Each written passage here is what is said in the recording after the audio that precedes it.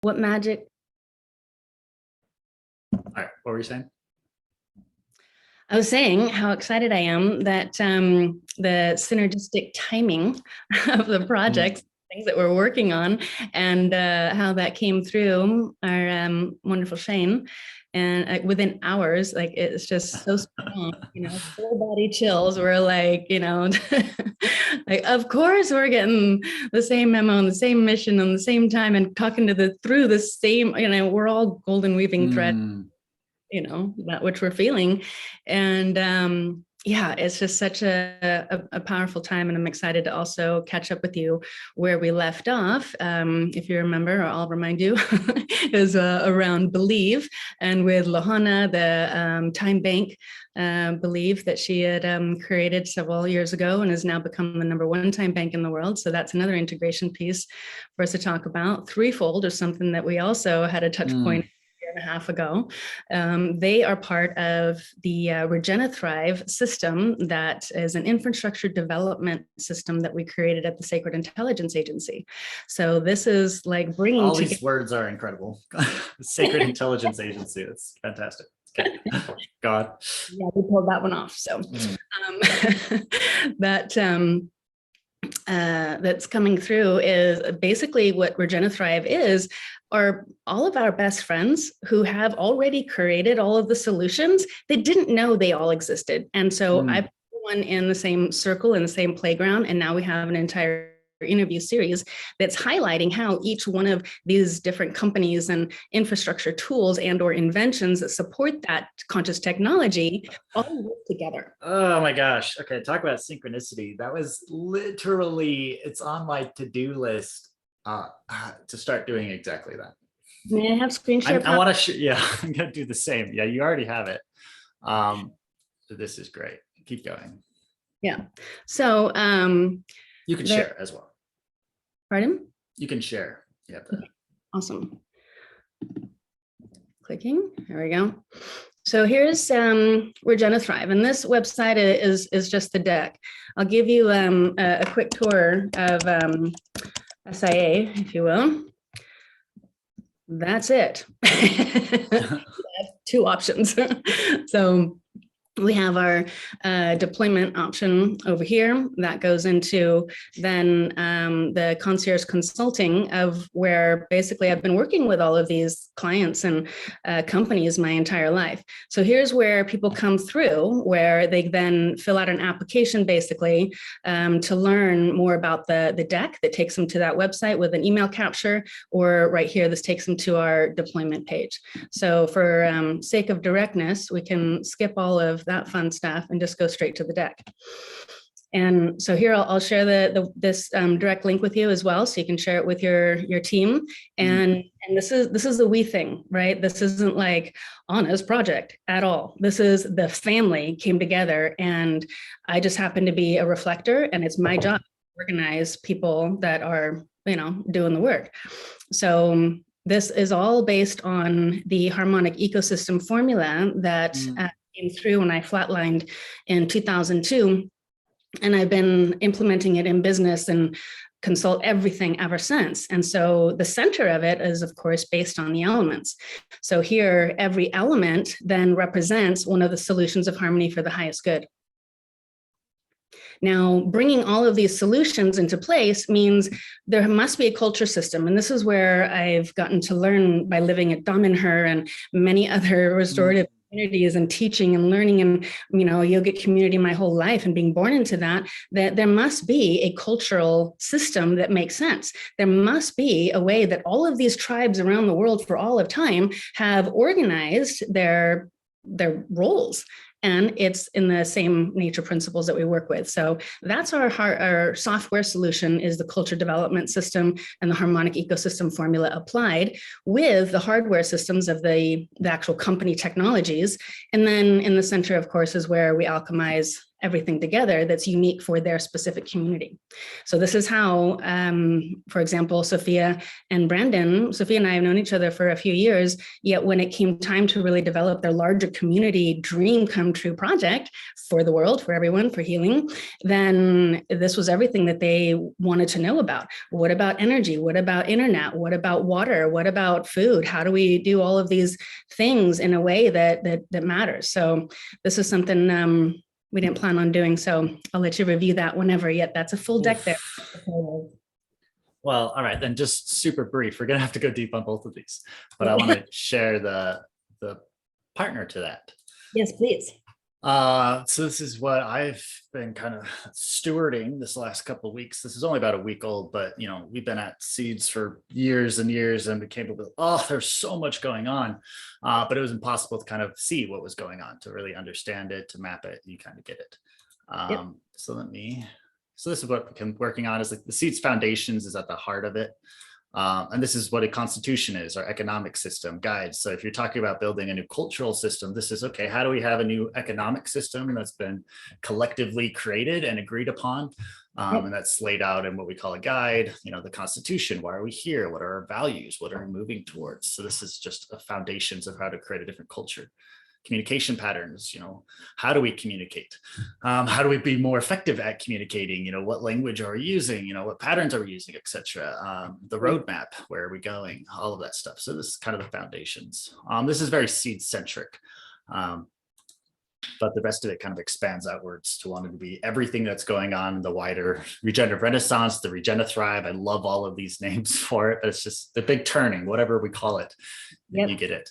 So that's where the ecosystem maps is. And this is where I'd love to partner with you, is to be able to plug it in here. So we see where everyone fits into that whole economic system and how people can map themselves to it.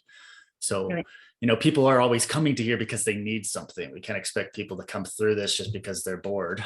So an ecosystem map has to be based off of what do they need. So it's like, here's a map for local food systems. If you want to buy healthy local food, here's where you go to do it. Here's a map for setting up water maps around technologies. Yep. You get it. Exactly. But also the ecosystem of all the projects and movements and who to come to for support. So if they want to set up a regenerative organization, they could probably come and talk to you, right? You get it. And then templates for regenerative action. So you can come into here, and this is what we're actually talking about, is this Regenerative Village crowd pool, which is, a template for doing crowdfunding, using Web3 tools and setting up your own decentralized organization and, basic governance and all that stuff. And I'll talk to you more about that, but other templates, local food economies, whatever. Brilliant. Keep going real quick. Organization tools. I would love to continue diving deep with you guys specifically, because I want to build more templates around villages and around different organization structures, because this is where so much, wisdom and value is held in communities, is the decades of, how do we decide? Like, who's in control? Who holds power? How do we do dispute resolution? What's the basic roles that we need? All of this. And it's so silly. We're wasting so much time because every group has to relearn it and relearn it and relearn it. And it's like, so what this is a collection of, different strategies and plays and all this stuff. I call them strategies and plays. So kind of how I look at it is, sports teams today, we have soccer. So soccer has rules, ball goes in net, you make a point. It's hard to change those rules. So that's kind of our foundations here that I was talking about. This is our economic system or zeitgeist that we operate in, the standard cultural narrative. Changes little. But then you have teams that are within soccer, and each team has its own culture. And this is each village, I think. So every village that launches has its own values they put forward, their own things that they prioritize, what they're producing. For the uniqueness, sure. Exactly. But then each village has different strategies. So every play, like a soccer team goes out there, they have different formations and plays. And this is where lots of villages across can benefit from, because we all have different strategies. Some that work for us that might work for others. So we can have this like shared playbook that we start putting together. So when communities have, any problems, like how do we make decisions? Like how do we organize? How do we compensate each other? How do we process tensions, etc.? People can come here and put in place that they found that were helpful, and also learn from this and reference it should they need it. Awesome. Beautiful. I'll pause there because I could keep going on to this. I'm sure this is another thing we're supposed to talk about. But this is something I'd love to collaborate with you on, because it sounds like you're doing something just like this. It's kind of holding space for the movement to be able to learn from each other and evolve a little bit quicker. Yes, absolutely. And have direct access to resources and know if they actually apply to their situation or village or community or whatever, right? And who those are specifically for. So yeah, absolutely. That's a refinement process that, again, one of my biggest passions, because I grew up seeing so many people and so many communities and well-intended family groups and homeschooling, you name it, that failed. And they had hurt relationships, broken hearts, lost money, all that kind of stuff, because they just tried to wing it. Oh, we'll figure it out as we go. Oh, honey, wait. There's a system. We got you. We can help you with these things. And this is where I love to support people to do it right the first time. Right? So they have a positive experience. So they're inspiring other people. So that investors or others that want to support that are inspired by them as well. And that's like, we want to make sure that you're getting better than you could know results by just winging it, right? Like there's a system, there's a formula, there's everything to support that. So are you working with GaiaNet, or have you worked or talked to them yet? Briefly, I've connected with them a few times, incredible humans. But yeah, maybe it's time to pull it back in. That's what you're saying.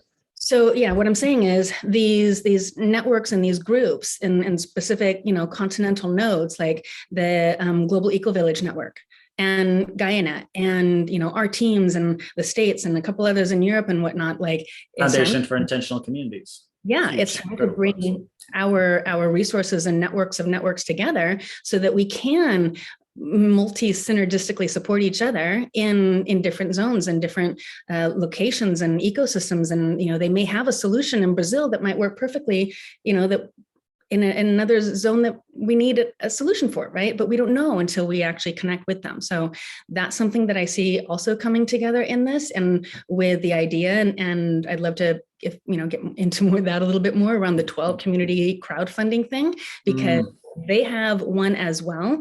I don't know if you've seen their deck of the crystal cities. Have you seen that by chance? Which one? Who?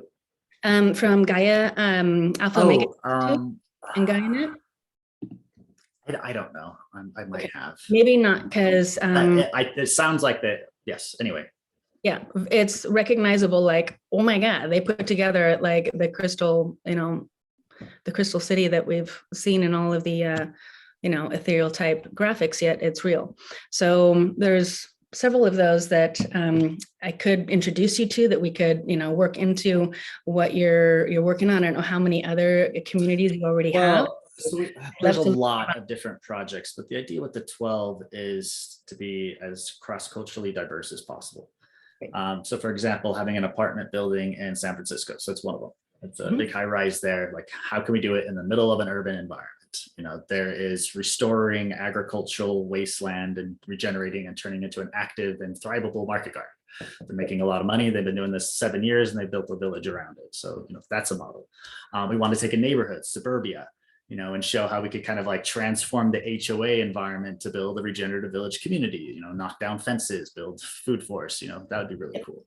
So we want to have a diversity. Yes. And then of course, the really regenerative, awesome, futuristic solar punk cities that we've all been dreaming, so that's, I think we have a lot of those projects. So it is kind of narrowing it down to the ones that are going to succeed the most, because we're also templatizing this. And open sourcing this learning, and of course, building inspiration. We'd like these first 12 to succeed, so we want to make sure we're working with the groups that have the highest chance to do that. Absolutely. And then each year we can do another cohort of 12, and that can fractal out as many as we need, or we can do infinite number of cohorts we need. But what I would really also like to work with you on is, well, two things. One is, I think we need this retreat, a physical place where groups can go for 1 to 3 months and actually really get into the principles of how to run a village. So up across the spectrum. But I think it would be really awesome too if it started with personal transformation. So that's something we keep putting in it. So get there, and before you even introduce yourself to the community, you get to go through like a fast, a rite of passage, and be able to really intentionally ground in who you want to be. And then you get to show up as that person the first time to the community. I think that's cool. So anyway, I'd love to design that with you, but then I'd also love to design the game of how to do a village. Like, we can get teenagers to give up their weekends to play massive multiplayer online coordination games. where they're coordinating people, playing roles, making money, doing deals, like all of this economic activity that's fun. So we want to turn our village builder games into this kind of like fun coordination process, but we need that game. Like, what roles do you step into? You know, the village healer, the village permaculturist, etc. You know, what initial quests are available in our village that people can do and contribute. And it could be a really, you know, easy way for people to show up, add value, get to understand things. So we need some standing quests that are there. Okay. You know, some standing policies, etc. Okay, I said a lot, so I'll stop and let you go back. On that note, on that note, one of the formulas that we've been working on with a few others, and the Sacred Economics Council, which we work with as well. We, meaning Lahana and I. So we have a sacred economics consulting firm called Reciprocate. That works with belief. And so we are figuring out, and we feel now the next step is really just living action of it, right? Of the self-worth value, how it equates and quantifies to an increased value based on the community net worth. Does that make sense? So ooh, I love that. You might have to say that again, because okay, it's based on the law of love, and what everyone loves to do most is of their highest and greatest reciprocal value to them, and that which they love to give most creates more love and energy inspiration through them first. That which they then give as their contribution of love has a greater value of reciprocity to the community when it has a receptor match, right? So let's say that the community is building a permaculture garden. Well, then the highest valued of reciprocal necessity for that would be a master gardener, master composter, and all these other people. And then you want someone who's going to be awesome at building the fences and does it right the first time, and all those kind of things that they love to do most, right? Their value is going to be greatest there. Yet when it's quantified over the entire value of, let's say, their, you know, living payments and other healthcare things, they don't have to provide that service, or do something that they don't like to do within a realm that doesn't apply to them. Someone else got that. That's what they love to do. Right. So now we're bringing it back to applying the self-worth and time and the community reciprocity, so that we're basically removing the fiat transactional process.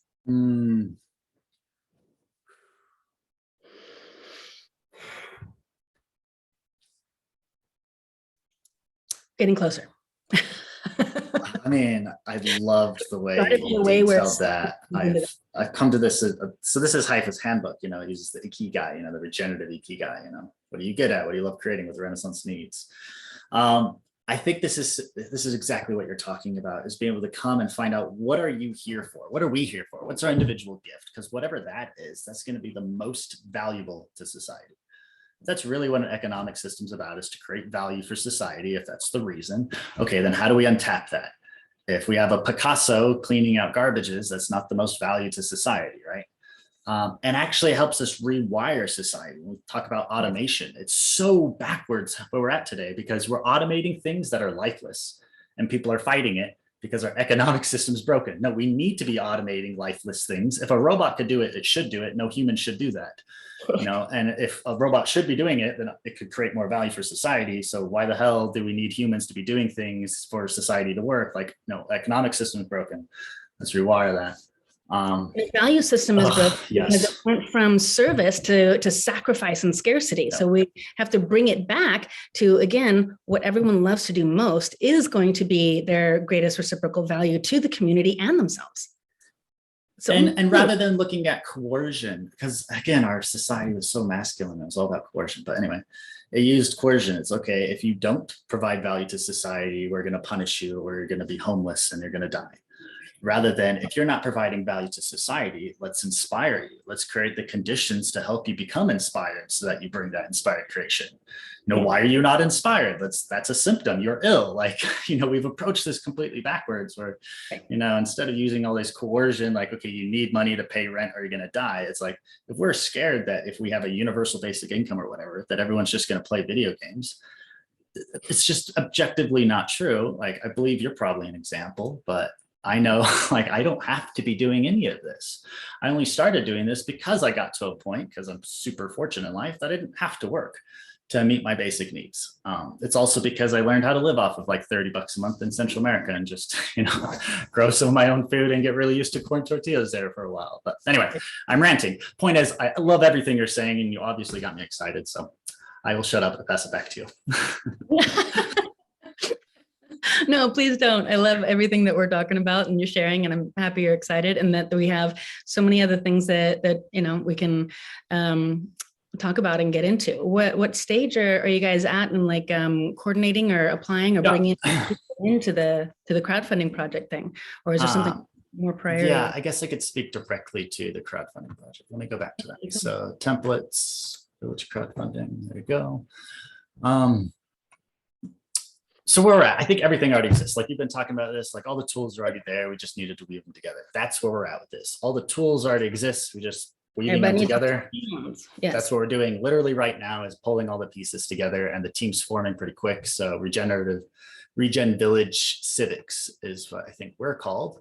There's about 7 of us, awesome humans right now, and it's quickly growing with more humans. I'm inviting you to be one of these humans if you'd like. But that's just our role as Regenerative Village Civics Accelerator. Is we're wanting to accelerate regenerative civics. So that's across launching new villages, new businesses, etc. And we're just wanting to be the hub. Again, all the advisors out there already exist, all the tools already exist, the process exists, they just weren't harmonious and in the same place. They weren't open sourced, and we didn't have the inspiring content that something else will create is videos from 2030, which are kind of instructional, but looking back being like, this is regenerative civilization, this is the solar punk city, this is how beautiful it is, and this is how we got there.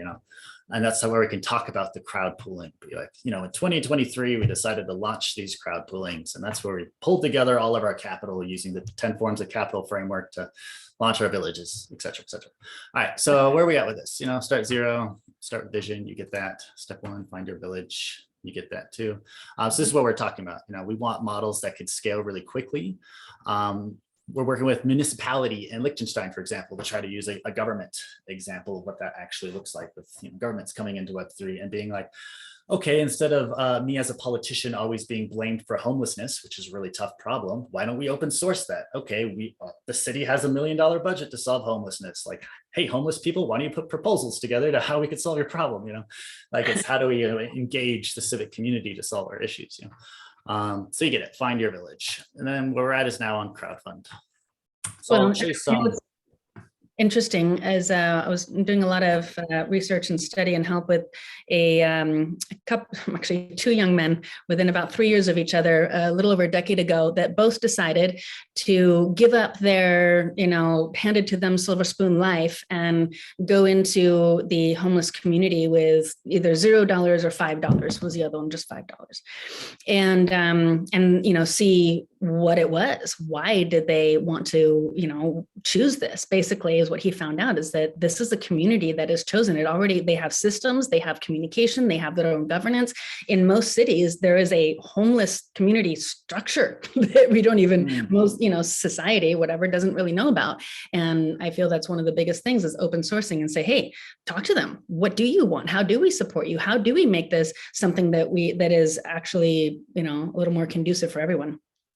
Oh my gosh. And give them tools that can leapfrog. Something that came and would be so inspiring if we could pull this off is, refugee towns and homeless people.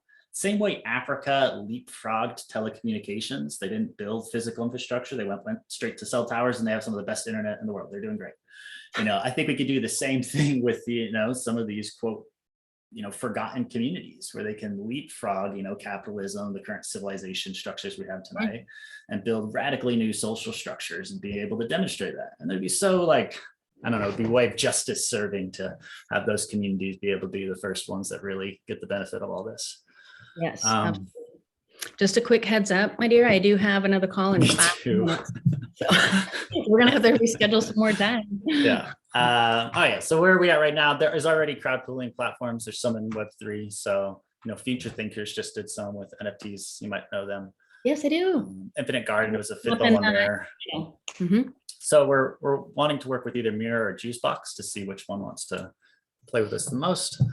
And it's really beautiful, and you could sell NFTs to fund your projects and raise all your tokens, etc. So this is here. We can start doing the crowd funds now. Returning land to common stewardship. This is really important. Partnering Gaia, just read this, but it's basically a structure where we go back into collective ownership, or really lack of ownership of land. You know, the real idea is that, you know, everyone owns everything. We all don't own anything. But anyway, that's the key here is land, and it's doing land backed DAOs. So your crowdfunding and the tokens based value is the land. So I think that's really important to have asset-backed currencies right now, especially as we kind of enter a bear market. If you talk about the wider macro sense, is there's 2 trillion in assets in crypto kind of looking for more stability. I think we can redirect a lot of value towards the regenerative movement by providing asset-backed tokens. So that's kind of the idea, is the land and the resort or whatever the village represents is all backing the village token. And then on top of that, the village token can have lots of other things. Our basic model we're offering groups is the village token is a day stay. So if you want to stay at the village, you got to take a token and burn it. If you want to, and you can earn tokens by collaborating and contributing to the village. So people can stay at the village, add value to the community, and use those tokens to, you know, buy stuff at the village and pay for their rent. Awesome. But yeah, that gives the market value. So the market value of the token is whatever people are going to pay for a day's value, day stay. So that kind of creates the gain in the initial environment, is let's improve the village, let's add value to it, let's make this more valuable for us in the world. And, you know, we all grow and thrive with it. Blah, blah, blah. So that's the basic structure. We've just modeled that, taking a legal entity, a Wyoming DAO LLC, and buying land in Wyoming. So we've kind of tested it that we can have a DAO legal entity that owns land, can sell land and do all that. So, and last call was talking about the other structure that works for Europe and other places in the world. Okay, so that's there where you can have a legal entity owning land, issuing tokens, and doing all that. Now the DAO tools. So this is how the community actually manages their treasury and stuff. This is all here as well. And you can kind of go through this. But this is what I've been working a lot on, is this thing we call a decentralized human organization. We can have the different roles, contributions, the quests, all of these things we're talking about. Brilliant. Awesome. And then the community can then manage it and see it transparently and run their village. This is what we'd like to build as the templates, so that you can show up and you can be like, hey, you know, I love this village. You know, what roles do they have available? I can come to these roles and I can see all the different roles. Our organization, we've been experimenting, so we have a ton. We've got some templates to narrow this down. Oh my God. This is actually why we came to needing templates, is we're like, okay, it's just completely open, it's chaotic, and it doesn't help anyone. So we need more templates and models. Anyway, you can come to the village and see what they're offering. You can see what quests are available, what badges give different rights and authority to members. So it's about making our, you know, organization systems transparent. Who holds power? How do they hold power, etc. Who has rights? And then making sure it can never be. So a lot of village projects have a problem when one person technically owns all the land, because they could change their mind and they get into a lot of legal disputes, blah, blah, blah. And it's terrible. A lot of villages get into a project where 2 people hold all the money, you know, because all the power gone with the money and they're doing crazy decisions, etc. Doesn't work. So that's the point of having, you know, the do and the DAO technology, is to make sure it is fraud resistant. The community and the voice holders, they see every decision that's being made. You can't sneak funds out of there. It's completely transparent. Exactly. Et cetera, et cetera. The other part is being interoperable. So the idea is that, you know, the villages, we're building templates that work well together. So when one village figures something out, it's basically just like an app. You can plug it on and say, yep, I like that voting policy they're using. We're going to adopt that. You know, I like that salary band model they're using. We're going to adopt that role or whatever. I'm going to stop now, pass it back to you for the last way too little of time. Okay, I would have to say thank you. This is an awesome restart. So let's text on when we can reconvene and pick up from here and see where I may already have some tools and resources and plug and play things that will support what you're working on, and likewise, and carry on. Yeah. All right. So yeah, grab the next time that you can, and then we'll just deep dive into weaving. Okay. Oh, that's right. You have Calendly, so I can just click on there and, all right. Awesome. Yeah, I love it. All right. Well, we'll talk here soon. And could you do me a favor? Yes, dear. Could you have a good day? I already am. Are you kidding me? And as you. Likewise. It's starting off wonderfully. Thank you. Cheers. Thank you. Have a beautiful one. Take care.